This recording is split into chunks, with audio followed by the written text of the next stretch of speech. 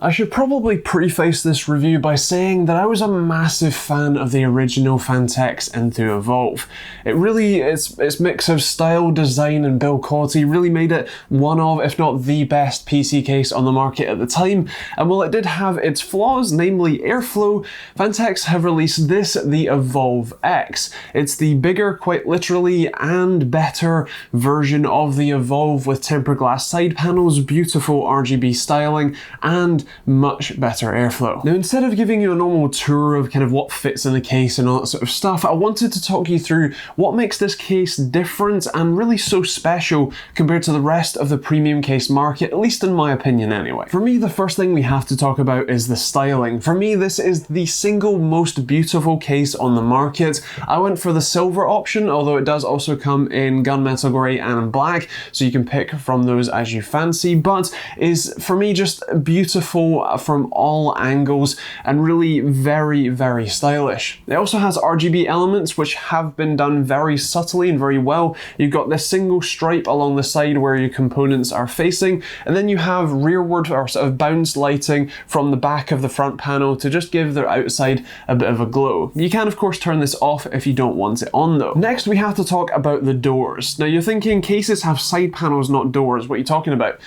These are on hinges. These are very much door-like and they're actually fantastic. This is a much better mounting method for tempered glass side panels, or really any side panels, rather than the more standard just 4 screws that are kind of fiddly and hard to install properly and generally just don't look that nice. So this is a fantastic shout. They're actually tempered glass on both sides, although we'll talk about the rear side in a second. I do want to mention though that you can either have them fairly loose with a single pin holding them shut for nice easy access, or you can remove the front panel and add in 2 screws to kind of more lock them securely in place. I should also mention that both of the doors have foam lining the outside where it meets the chassis for a very premium feel and soft close, as well as also capturing basically all of the noise that comes out of it.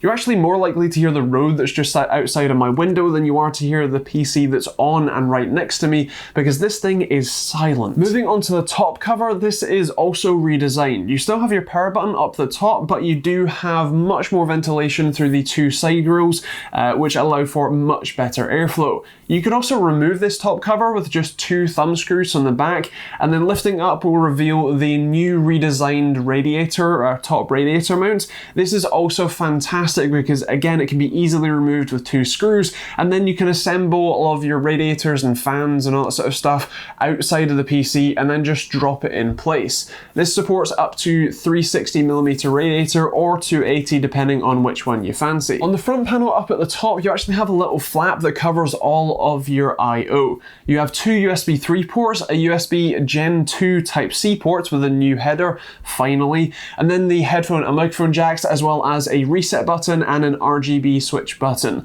This is for the built-in case RGB, although you can actually connect to your motherboard to have it controlled from there as well, so don't worry too much if you either don't have a motherboard that doesn't supports RGB, or if you just want to do it manually, that's all still fine. And once you just pull to remove the front cover, you'll see the included magnetic dust filter for the front fans, and then behind that you'll see the 2 included 140mm fans. Now this is awesome because you actually have room, if you move them up, to fit another 140mm fan or up to a 380mm radiator, which is kind of crazy, and can still fit a standard 360mm radiator or really anything in between, depending on what your needs are. Moving on to the inside, I want to showcase a couple of really quite amazing features here. The first one is up at the back to the right hand side, which are effectively just little sliding covers that allow you to cover the holes where your cables come through. This is in place of rubber grommets, because rubber grommets, while they can give a good amount of sort of protection and styling, they often are quite difficult to actually push your cables through. They can fall off, they can generally just deteriorate. So this option actually gives a great aesthetic, still allows you to hide all of your cables and that are coming through from the backside quite nicely, but gives you a bit of customizability as well. You can also remove these and add in up to, I think, 6 3.5-inch drive bays total, which is awesome to see if you want to use this as a massive storage monster. And the second feature here is actually down at the bottom on top of the power supply basin, which is again a sliding cover, this time for your GPU power cables. Again, it's the same idea, just a sliding cover that you can slide to almost fully closed so that your GPU cables still can come through fine, but you do get to hide the mess that's underneath. Speaking of underneath, the power supply basement has ample room for basically any length of ATX power supply and its cables, and it also has room for up to 4 or 2 stacks of 2 for 3.5-inch hard drive bays as well. So if you don't want them visible in the front of your chassis, but you still want a couple of hard drives, then you can use the included 4 hard drive bays stacked on top of each other in stacks of 2 under here, and still have plenty of room for your cables and radiators and fans up the front as well. Now, I actually skipped over something quite important here, which is the rear cable covers. This is how they keep the back of the chassis nice and tidy for your tempered glass panel there, and they're actually amazing. Now, these are metal panels that are on hinges that are clipped in, so you just need to lift up the clips and they'll come out. And then otherwise, they actually have up to 3 2.5-inch drive mounts per panel, so you can fit a total of 6, say, SSDs to the panels, as well as the 3 mounting places for the little drive sleds just sort of above the top panel, which is awesome. It means you can fit a total of 9 2.5-inch drives, as well as the extra 3.5-inch drives that you can fit here too. So really very impressive. They're also really nice quality, and they give you loads of room inside to help manage your cables. Speaking of managing the cables, Phanteks makes this even easier with a whole load of Velcro sort of ties. This is awesome and makes it incredibly easy to cable manage your system, as well as also just hiding them all under the cable covers. And finally here, what really to me is kind of the standout feature is actually just up at the top, this little panel, or well, not the panel itself, but what you can replace it with. If you're using the Revolt dual system power supply and you purchase the optional extra, which is the ITX motherboard tray, you can actually fit an ITX motherboard to the top of this case. It's actually an incredible feature if you want to use, say, a NAS or network attached storage system, or even a web server, or even your professional workstation that maybe needs to run a different operating system than your gaming machine, for example. That can all be done with a fully separated system that can be powered off the same power supply, as long as you're using the Revolt units, and can still make use of the same case and, say, the massive amounts of hard drive bays that are available. So if you want to kind of dual system it, that is an option. For me, what really makes this case so special is the attention to detail that Phanteks paid when designing and building these cases.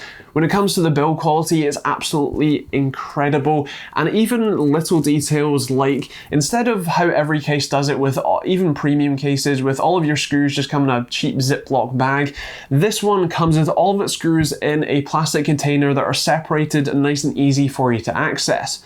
You even have a 4-pin and 3-pin PWM fan header built into the top of the case, because Phanteks knows that you're going to be using a whole load of fans with, say, your water cooling systems in this case, and so that is all available, that is all set up and ready for you to go, which is just awesome to see. So for me, I think it's pretty obvious that I'm in love with this case. If I used a PC case for my normal system instead of it being in my desk, it would hands down be going straight into this. So to answer the question of would I put this on my desk, it's very obvious, yes. Of course, there are some other cases that do offer different functionality that you might like. For example, the Be Quiet Silent Base 800 or 810 that has the rotatable chassis. So if you want your case on the other side of your desk, then that may be an option for you. But really, at least from a personal opinion side of things, this stands out to me as the best quality, the best, the most refined, the most enjoyable experience to build in, and generally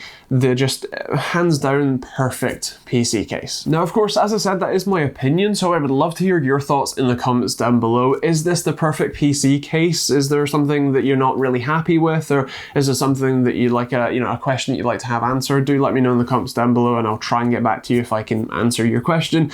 And otherwise, if you do want to check this out, feel free to take a look at the OverclockersUK link. They're the guys who sent this over, so thank you to them for making the video happen. And of course, feel free to check out the rest of the links in the description down below if you want to support the channel and keep me making these videos on a Monday, Wednesday, and Friday basis. Of course, if you're new to the channel, hit that subscribe button. There's also plenty of affiliate links which don't cost you anything to use, but do massively help me out. You can also support me directly on Patreon and get cool rewards for doing so, or check out merch for t-shirts and hoodies. I've just actually put up a new design, so feel free to go check that out, as well as private instant access and Humble Bundle, which is, in respect, a cheap VPN and a great way to get cheap games and support charities too, so that's pretty cool. If you want to check out some more videos, there are plenty over there for you. As I said, if you've got any questions, leave those in the comments down below, and we'll see you all in the next video.